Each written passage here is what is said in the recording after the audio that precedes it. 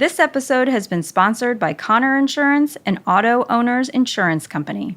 Hi, this is April at Connor Insurance. Prescription costs continue to rise each year. GoodRx is an app that you and your employees can use to find discounts on many prescriptions. If you regularly take a prescription that costs over $250 per month, you should look into an organization called RX Help Centers. Visit us at connorins.com. Sherpa has been serving the children of Indianapolis and helping families for 34 years.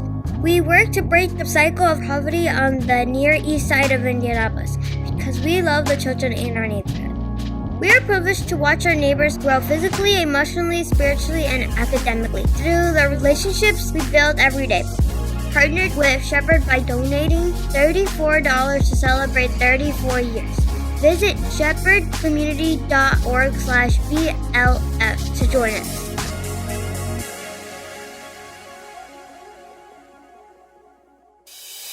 And now, the show that bridges the gap between faith and business. Welcome to Bottom Line Faith.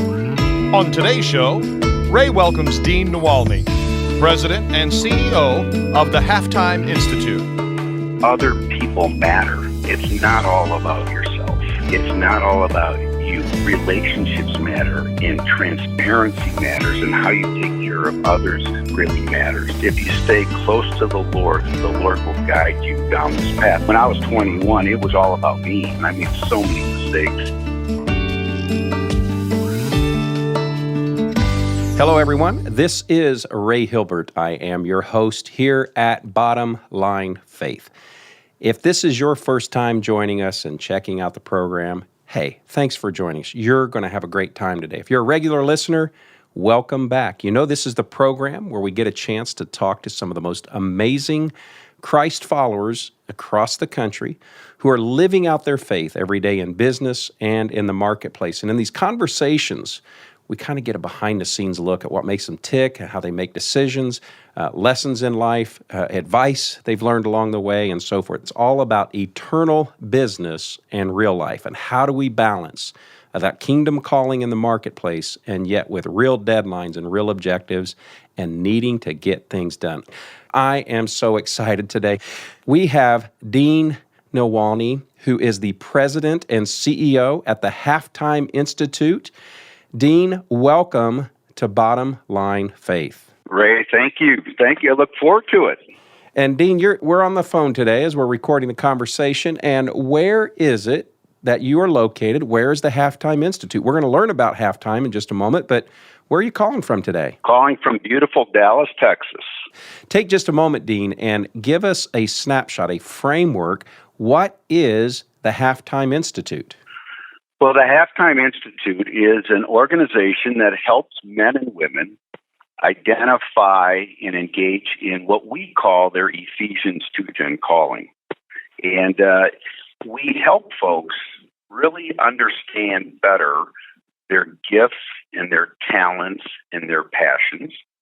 And Halftime was started in 1995, really with a book that Bob Buford wrote.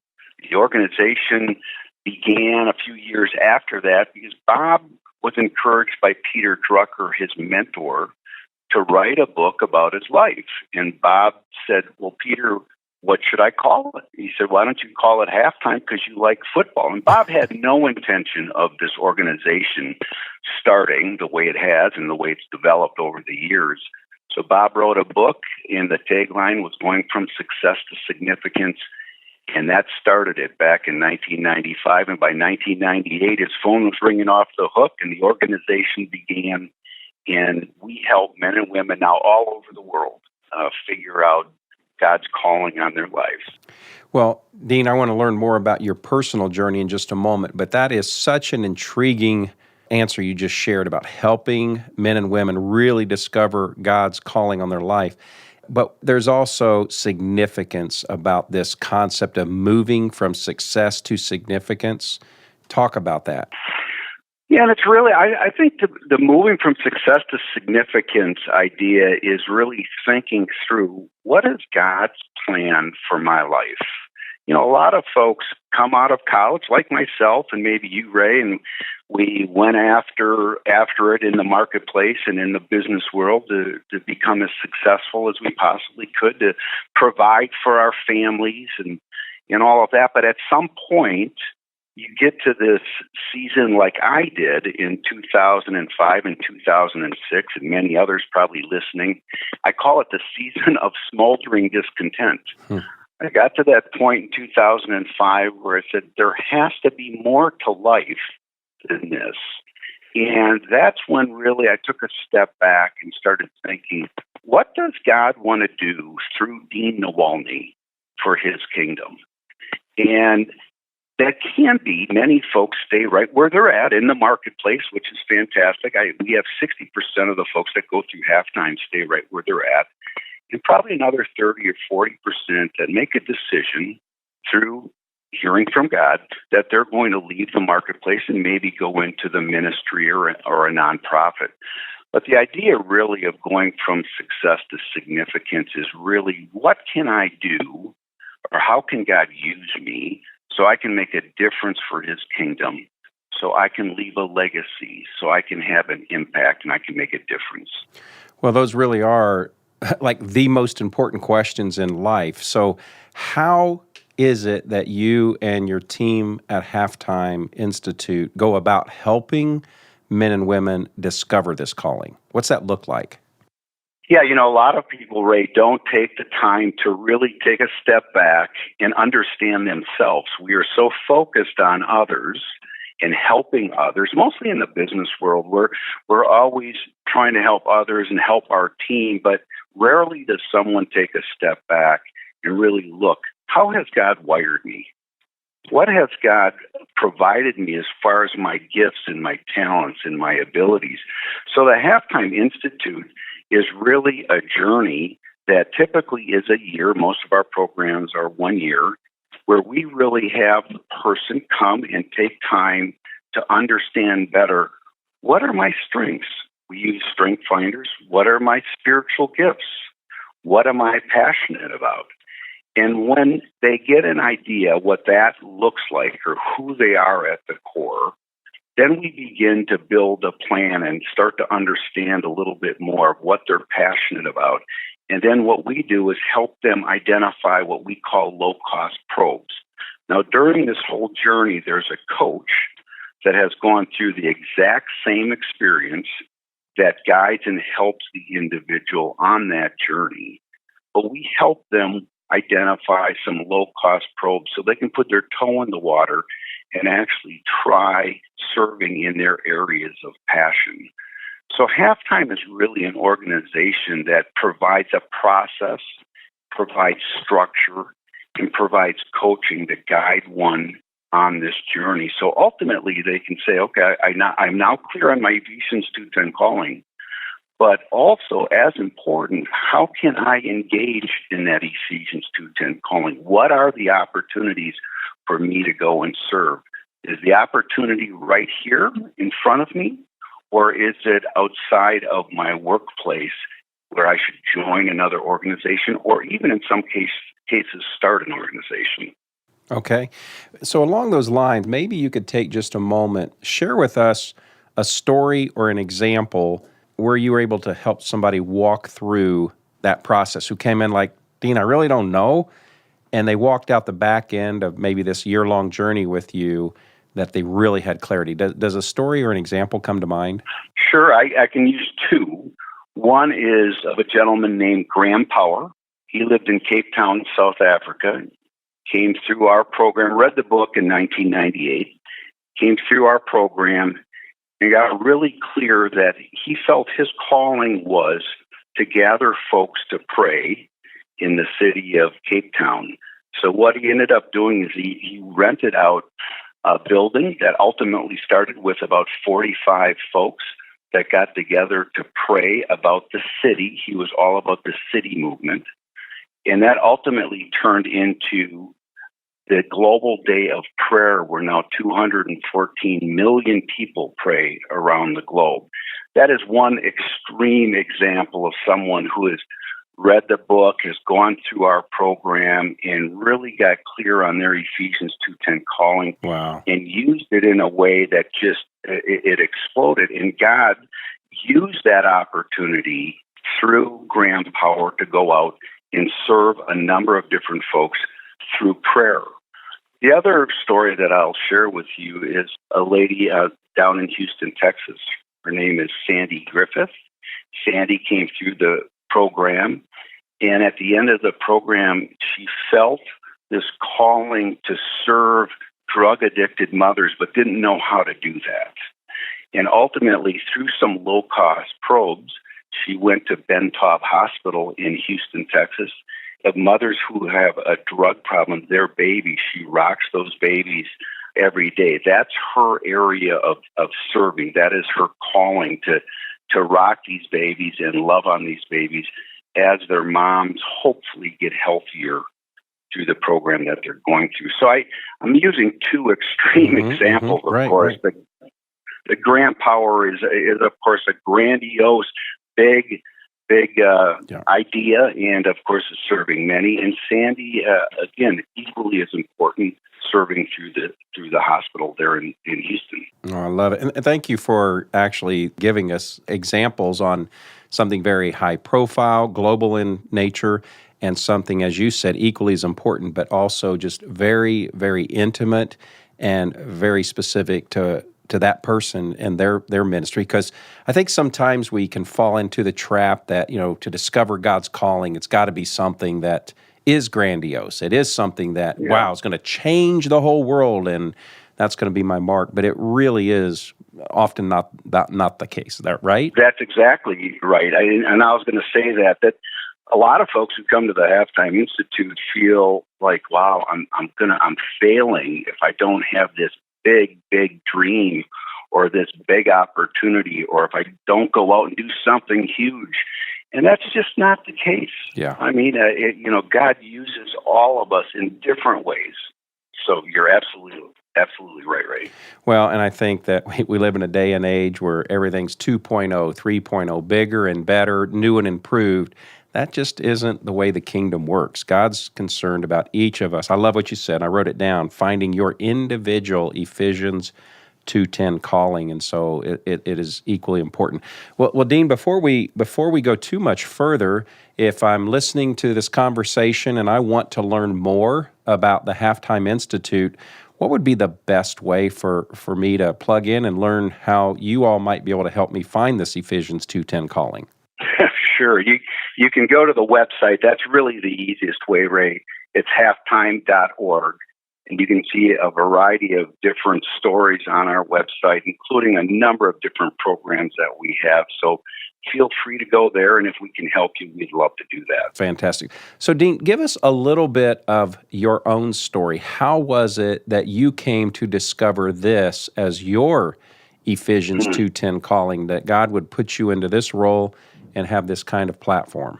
Well, I grew up in Wisconsin, and I spent my childhood years listening to my mom and dad. I had a great childhood, but listening to my parents share about what others always had. And the comments were, look at what those folks have, and look at those folks on the other side of the tracks, and we don't have much.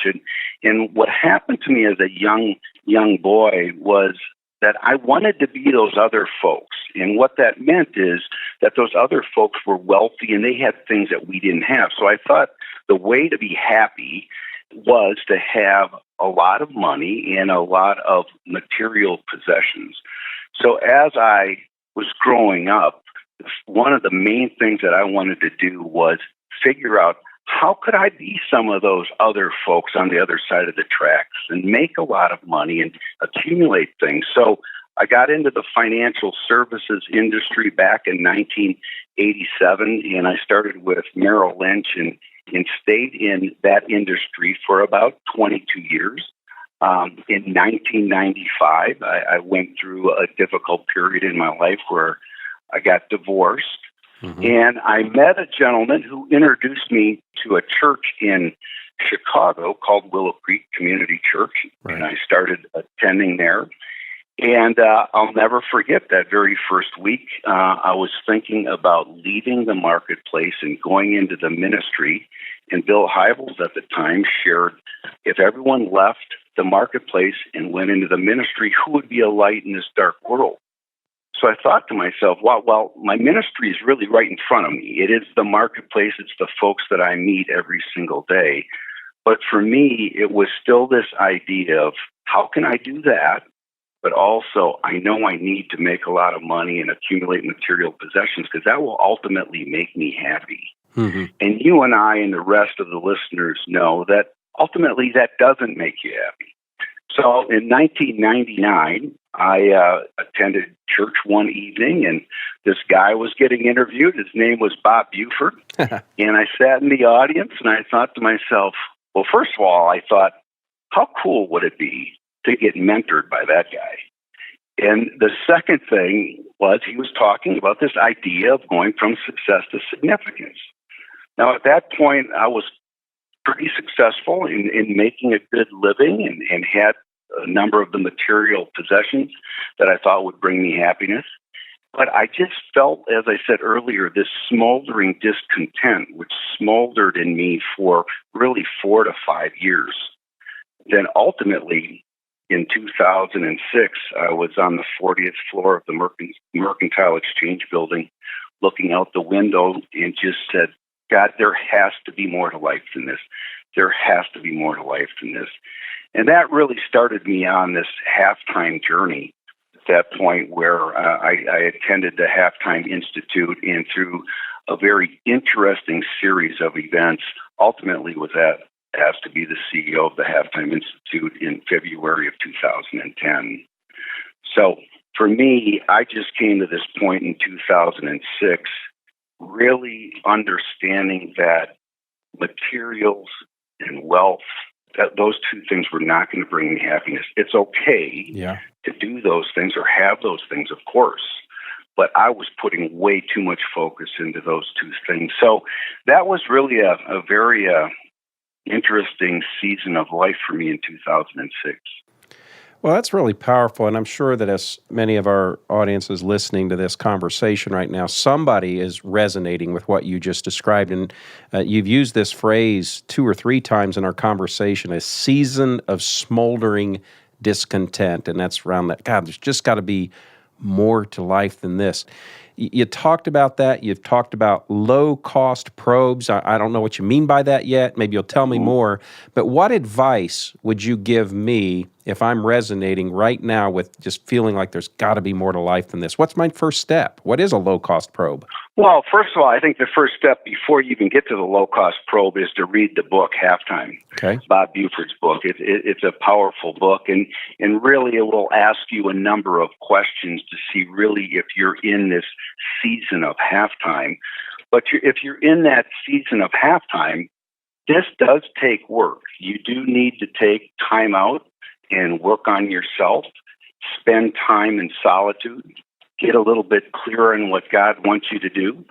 But it's really challenging to go through a season like this, the halftime season, without a process or a coach coming alongside you, helping you and guiding you. So my suggestion, Ray, to the question will be first read the Halftime book. If you read the Halftime book and you still feel this sense of smoldering discontent and that you're in this halftime season, I'd call the Halftime Institute, and we absolutely can help you with that. You know, as we look at different folks who are going through this season, there's a variety of different opportunities or ways that we can help you really get clear on your Ephesians 2:10 calling, which ultimately will lead to these low-cost probes, as you mentioned. I'll just clarify that the low-cost probe is really after you get clear on what your strengths and your spiritual gifts and what you're passionate about. We help identify low-cost probes or opportunities to take what you've learned and what you're passionate about and put your toe in the water and test it. We always encourage folks who are in this season of halftime, who are really feeling this push to make a change, don't make a drastic change. Make a small change, put your toe in the water, do a low-cost probe, and just test it to make sure it's really where God wants you to be. Okay. So in many cases, a big change or a dramatic change can have very painful results if not handled the right way. Well, and I'm speculating you might end up in a place and where God's really not calling you, and you're just kind of forcing it instead of letting it be revealed to you. Is that correct? Yeah, that's absolutely right. And what typically happens when you go into something that you're not called to, for instance, when I went through the Halftime Institute and they were exploring this opportunity about having me as their CEO, I had to be asked, Ray, probably 10 times if I was called here, And I kept being asked, and finally I got so frustrated. I said, well, there's not a sign in my front yard where God put a sign saying, go to the Halftime Institute. But I feel that God is calling me to come to the Halftime Institute. Yeah. And I realized quickly why I was asked that question so often. And that is making a transition into the nonprofit or the ministry world can be challenging. There's a lot of ups and downs. So it's very important that you're truly called to what you're moving into, because typically if you're not, it won't last. Yeah. So, Dean, what I didn't share when I introduced you a few moments ago at the top of the program was about 2 years ago, you authored your first book. It's called Trade Up, How to Go from Just Making Money to Making a Difference. And you pose what you call 3 disruptive questions in the book. Would you walk us through what you mean, and what are these questions, and why are they disruptive? Sure. And these questions were quite profound when they were presented to me. And this is when I was going through my halftime season or my smoldering discontent season. But my halftime coach asked me 3 questions. The first question had to do with cost accounting. And he asked me, what is all your winning costing you? What is all your winning costing you? Because winning is costing something. It's either costing you your relationship with your wife, relationship with your kids, your faith, your health. And for me, personally, I was putting so much time and effort and focus into being successful and thinking I would find happiness that way, that my relationship with my wife and my kids wasn't where it should have been. Okay. So what it was costing me was my relationship with my wife and my kids. The second has to do with asset protection. What do you have that's priceless, and what are you doing to protect it? So for me, when I took a step back, what's priceless was my faith, my relationship with my wife, and with my kids. So what I'm doing to protect it was put their programs, their dance recitals, their football games, and date night on my calendar first and make them a priority. The third had to do with metrics, and that question is, if you were living a perfect life 2 years from now, what would that look like? And it wasn't the question of what, Dean, would you be doing in 2 years? It's if you were living the perfect life 2 years from now, what would that look like? Well, my hope at that time was that our kids would be strong believers in Christ, that they would have high self-esteem, that my wife and I would have the best marriage we possibly could. So there was a variety of things there that I looked at that I would say our life 2 years from now would be ideal if these things were happening. So cost accounting, asset protection, and metrics were the 3 questions. Cost accounting, asset protection, and metrics. Fantastic questions. And so those are disruptive because they should cause us to change the course of our life, what we're investing in, what we're doing, what's getting our time, talent, and treasure. Can I just add something Please. there, Ray? Yeah. I would say the majority of folks who come through the halftime program are really struggling with this balance. Yes. And we hear balance all the time. But one of the things that we realize for folks who finish well is that they put their spouse's dreams ahead of their own. So what is this all costing you, and what are you doing to protect it? One of the key things for those that are married is asking your spouse, honey, what are your dreams? What can I do to help you fulfill those dreams? It's really critically important because folks coming through the program really struggle in a lot of cases with their relationships because they're spending so much time in their work, not only with their spouse, but also with their kids. But the other thing that's really important that I've seen is a lot of highly successful men and women don't have a lot of close friends. Right. A lot of acquaintances, not a lot of friends. So those three questions will help. That's fantastic. If you and I hadn't had this conversation, and let's just say I hadn't read your book yet, I wouldn't know those questions, right? And so you're helping me to grow in my journey. So that really leads me to another question that I'm quite sure you're going to want to help us understand is, why is it so difficult, maybe even impossible, for any of us to find our calling completely on our own? Why can we not just read the book, pray to God, and poof, there it is? What do you say about that? Well, I think in some cases, in very rare cases, you can, right? In very rare cases. But the reality is we're too busy and we don't take enough time to really focus on ourselves.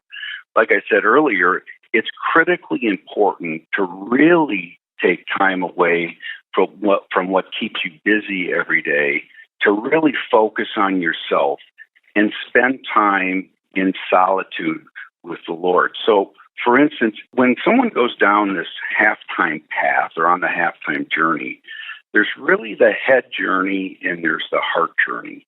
The head journey has everything to do with decisions that we make and things that we think we should do.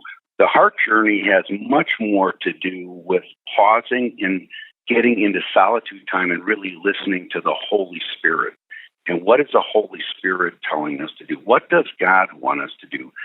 So when someone tries to go about this on their own, they will get started, but in most cases they can't or don't follow through on it. Okay. And they don't get deep enough and really get a clear understanding of who they are, how are they wired. And they don't take time to make eye contact with God to get their assignment. The other thing, just like use Tiger Woods or Michael Jordan, it's difficult to be really successful unless you have a coach who's guiding you and holding you accountable. Yeah. Someone, as we say, who has paid the dumb tax already and has gone on this journey and holds you accountable as you go on this journey. So a lot of people with right intentions, good intentions, want to figure out what God's calling is on their life, but it's very challenging unless you have someone helping you on that path. And as long as there's a process there, that also helps quite a bit. Also, the cohort. We have cohorts here where the men and women in the cohort help keep each other accountable as they go on this journey. Yeah. Recently, I had a chance to interview Jeremy Kubicek, who's the CEO of Giant Worldwide, and he and Steve Cochran, in their book, they talk about the concept of the Sherpa, that even the most experienced and excellent mountain climbers need somebody to show them the path, somebody who knows the mountain just a little bit better, who's been on it a few more times. That's what I'm reflecting on as I'm listening to you. That's why it's so important, right? Yeah, it really is. It really is. We all need a coach. Yes. We all need someone to keep us accountable. And this halftime journey is not something that where you can go to a seminar over a weekend and really get clear on God's calling. It would be highly unusual for that to happen. It takes time and it builds on itself. So it does take time. Well, this is really great stuff. But when you talk about halftime and this whole concept, is it a certain age in life? Is it, now I'm 45, it's time to go buy my red sports car and reevaluate? What is that just what we're talking about here? Or is this could anyone be addressing this issue of halftime? That's such a great question, Ray.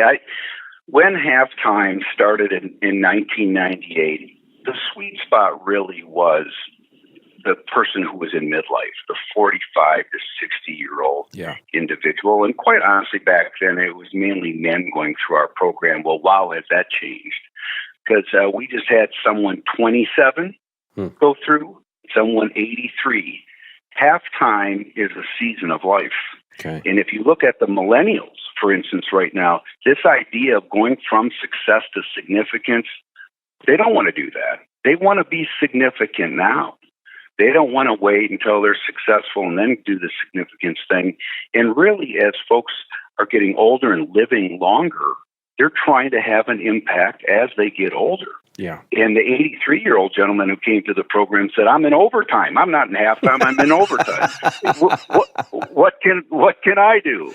And so the answer to your question is, it's not just midlife. It's really a season of life. And we all really, every one of us, at some point in our life, ask these questions. What's my purpose? Why did God put me here? So that's really what we're talking about, is that season of life. So thank you for that. That's good clarifier, and it's also good directive. Well, Dean, we're kind of moving in kind of the final stage of our conversation here, and for those of our regular listeners, they know I love to get advice and insights and input from each guest. And so as you look back over the course of your own life and career, what would you say is maybe the greatest mistake you made? How did your faith play a role in that? And what advice would you have for someone else who might be going through something similar? Yeah, I think that one of the biggest mistakes I made was to move into a role in the marketplace that wasn't a fit and was not thought through by me or prayed through. For instance, when I moved from the marketplace to the ministry, it was a huge decision for me to make that change. And it was a huge decision for our family. Yeah. But what I tried to do prior to that, the mistake I made prior to that, was I was focused on the wrong things. I wasn't really focused on where God was calling me to go. I was focused on where Dean was calling himself to go. Mm-hmm. And what I ended up doing after trying to make that change, which failed miserably, is I took a step back and said, I'll never do that again without bathing it in prayer and getting counsel from what I call my personal board of directors, which is men and women that I trust, that I talk to about certain decisions that I'm making in my life. But what turned out to be a bad situation ended up being very positive a few years later when I made the transition from the marketplace over here to halftime, because I bathed it in prayer and it was so crystal clear that this was the path for me to go down. So instead of me taking control, I handed it over to the Lord, and it made all the difference. And I've been here 10 years now. Okay. So that was excellent. So this next question is somewhat related. If you could go back and sit down across the table from the 21-year-old version of you, what would that conversation sound like? What advice would you give to the 21-year-old Dean saying, hey, you need to do this, or you might want to not do that? What would that conversation sound like? Wow, I don't want to meet myself at 21, quite honestly. But if I had to, the few things I probably would say to myself is, one, Dean, understand that you really are not in control, even though you may think you're in control. Mm-hmm. That would be the first thing. The second thing is, I would say, pray and trust that God truly has your best interest in mind. And don't try to force things that don't quite feel right. Yeah. The third thing I'd probably say really quickly is other people matter. It's not all about yourself. It's not all about you. Relationships matter, and transparency matters, and how you take care of others really matters. And just if you stay close to the Lord, the Lord will guide you down this path. And when I was 21, it was all about me and how to make as much money as I possibly could. And I made so many mistakes by not waiting on the Lord. But my faith wasn't where it should have been at that point. Well, thank the Lord for His grace that we get a chance to correct some of those mistakes and learn our lessons before the consequences are fatal and lethal. And sounds like God now has you right where He wanted you all along. I surely think so, and I feel very content here. I believe God called me here, and I just love what we do here at Halftime, helping others get clear on God's calling on their life. Absolutely. Well, Dean, I'd like to ask you one more question. Can you do that for us? Sure, of course. Many of our regular listeners, they know I have one question that I ask every guest, and it's always my last question, and I call it our 423 question. And it's rooted out of Proverbs chapter 4, verse 23, where Solomon writes these words. He says, "Above all else, guard your heart, for it determines the course of your life." So Solomon uses these words, above all else, which means, hey, this is the most important thing that I can challenge you with or to invite you to consider. So, Dean, I'd like you to fill in the blank for our audience today. Above all else, what would you say? Well, you love putting people on the spot, don't you, Ray? Yes, I love it. I would say my answer to that question is don't let work be your identity. And for me, to guard my heart really is to focus on the Lord. And my identity is in Christ. That's where I get my identity. Yeah. It's not in my work. My work is something Christ has blessed me with, but my identity should not come from work. That would be my answer. Don't let work be your identity. Fantastic. Well, Dean, one more time, if you would be kind enough, just give us that website that our listeners can check out if they want to learn more about what you're doing there at Halftime Institute. Yeah, it's the halftimeinstitute.org, halftimeinstitute.org, and feel free to reach out to us. We'd love to help you. That is fantastic. I want to tell you, thank you so much. This has been, for me, very meaningful, very helpful. I just want to say thank you for investing this time with us here at Bottom Line Faith. Ray, thanks for having me. I loved it. Well, folks, there you have another incredibly powerful episode. As we promised you on the front end of the program today, we were going to bring you a conversation that was going to be meaningful and significant to you. So if you have been inspired or challenged or maybe even convicted as you've listened to our conversation here today, if you have been working through and wrestling with, gosh, there just got to be more to life than this. Is this all there is? I thought once I got here I was going to be content or feel like I had found God's call in my life. If that is you today and you're wrestling with that, please, I invite you, I implore you to check out the Halftime Institute. Please visit Dean and his team at halftimeinstitute.org. They can help you find, discover, and ultimately live out that Ephesians 2:10 calling in your life. That's what we're trying to do here at Bottom Line Faith. As we say, it's about eternal business in real life, about finding that calling for yourself as a Christ follower in business, in the marketplace, living out your faith, and yet dealing with real issues, real challenges, real deadlines as you lead your company, your organization, your family, and such in the marketplace. So until next time, I am your host, Ray Hilbert, here at Bottom Line Faith, encouraging you to live out your faith each day in the marketplace. See you next time.